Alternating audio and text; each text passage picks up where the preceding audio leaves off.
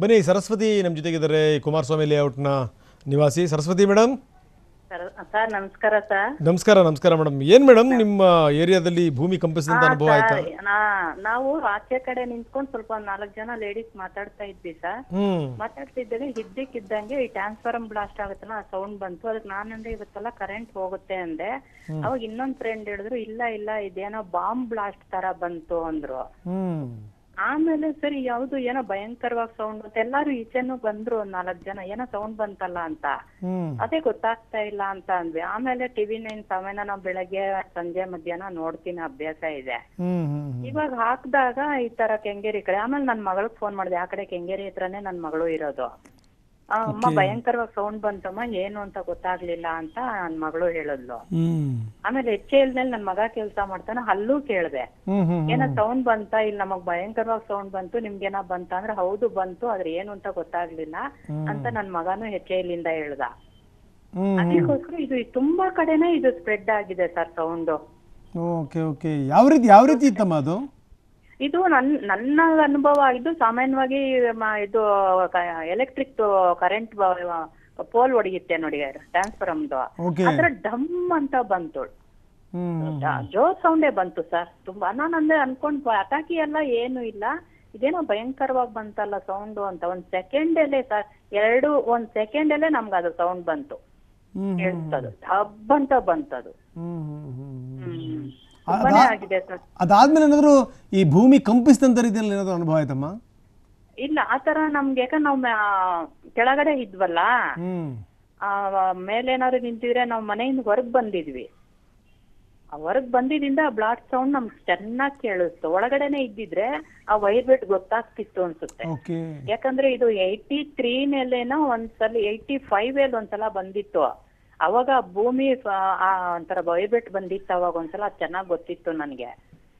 ಒಂಥರ ಪಾತ್ರೆ ಎಲ್ಲ ಬಿದ್ದಿದ್ದು ಆತರ ಎಲ್ಲ ಆಗಿತ್ತು ಅದು 85 ನೇಲೆ. ಇದು ನೋಡಿದ್ರೆ ಒಂಥರ ಬ್ಲಾಸ್ಟ್ ಆಯ್ತು ಸರ್, ಬ್ಲಾಸ್ಟ್ ಆಯ್ತು. ಅದಕ್ಕೆ ಹೇಳ್ಬೇಕು ಅನ್ನಿಸ್ತು ನಮ್ಗೆ. ಕಡೆನೂ ತುಂಬಾ ಆಗಿದೆ ಇದು ಅಂದ್ಬಿಟ್ಟು ಹೇಳ್ಬೇಕು ಅನ್ನಿಸ್ತು, ತಿಳಿಸ್ತಾ ಇದೀವಿ ಸರ್. ಏನ್ ಆತರ ಈ ಕಿಟಕಿಗಳೆಲ್ಲ ಅಲಗಾಡಿದ್ದು, ಆತರ ಸದ್ದಾಗಿದ್ದು ಆತರದ್ದು ಆಗ್ಲಿಲ್ಲಮ್ಮ? ಫ್ಲೋರ್ ನಲ್ಲಿ ಯಾರು ಮನೆ ಒಳಗಿರ್ಲಿಲ್ಲ, ಹೊರಗಿದ್ವಿ. ಹೊರಗಡೆ ಇದ್ದಿದ್ದರಿಂದ ನಮ್ಗೆ ಮನೆ ಒಳಗಾಗಿರೋ ಇದು ಅನುಭವ ಗೊತ್ತಾಗ್ಲಿಲ್ಲ. ಇದೆ ಸರ್. ಏನೋ ಒಂಥರ ಈ ಕೊರೋನಾ ಜೊತೆನಲ್ಲಿ ಒಂದ್ ಕಡೆ ಪರ್ವತ ಬೀಳ್ತಾ ಇದೆ, ಒಂದ್ ಕಡೆ ಜನ ಸಾಯ್ತಾ ಇದಾರೆ, ಒಂದ್ ಕಡೆ ಆಕ್ಸಿಡೆಂಟ್ಗಳು ಆಗ್ತಾ ಇದೆ, ಇನ್ನೊಂದ್ ಕಡೆ ಇವಂದ್ರೆ ಎಲ್ಲಾ ದೇವತೆಗಳು ಒಂದ್ ಸೇರ್ಬಿಟ್ಟಿದ್ದಾರೆ ಸರ್. ಕರೆಕ್ಟ್. ಎಲ್ಲರೂ ಸೇರ್ಕೊಂಡ್ರೆ ರಕ್ಷಣೆ ಮಾಡ್ಬೇಕು ಇವಾಗ.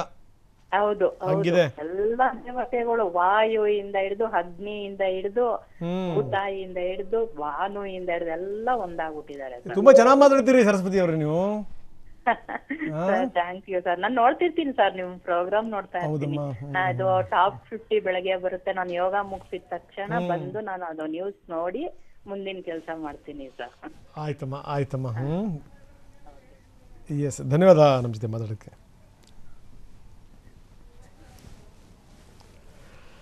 ಇದು ಸರಸ್ವತಿಯವರ ಮಾತು. ಸರಸ್ವತಿಯವರು ಹೇಳ್ತಾರೆ ಏನಂದರೆ, ಕೆಳಗಡೆ ನಾವು ಮಾತಾಡ್ತಾ ನಿಂತ್ಕೊಂಡಿದ್ವಿ, 4 ಜನ ಹೆಣ್ಮಕ್ಳು, ಇದ್ದಕ್ಕಿದ್ದಂಗೆ ಸದ್ದು ಬಂತು.